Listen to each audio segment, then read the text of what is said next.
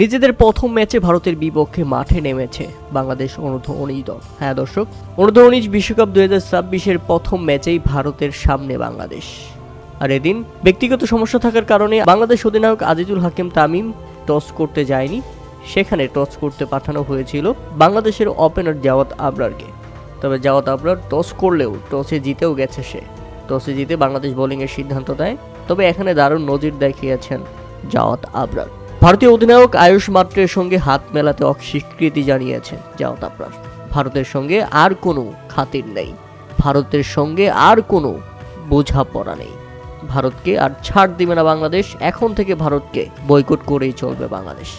কারণ আমরা জানি মুস্তাফিজুর রহমানকে আইপিএল থেকে বাদ দেওয়ার পর ভারত বাংলাদেশের রাজনৈতিক সম্পর্ক রীতিমতো অবনতিতে চলে গেছে। টি-20 বিশ্বকাপ খেলতে ভারতে যাবে না বাংলাদেশ, এই অবস্থানে অনড় বাংলাদেশ।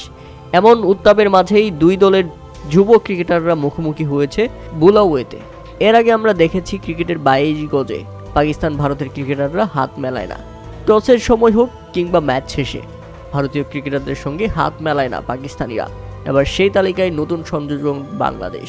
অনূর্ধ্ব-19 দলের অধিনায়ক আয়ুষ মাত্রের সঙ্গে হাত মেলায়নি বাংলাদেশের সহ অধিনায়ক জাওয়াত আবরার। তাদের ম্যাচ শুরুর আগেই বিতর্কে চরমে। প্রিয় দর্শক, এ ব্যাপারে আপনাদের মতামত অবশ্যই আমাদের কমেন্ট করে জানাবেন। জাওয়াত আবরার কি ঠিক কাজটা করেছেন?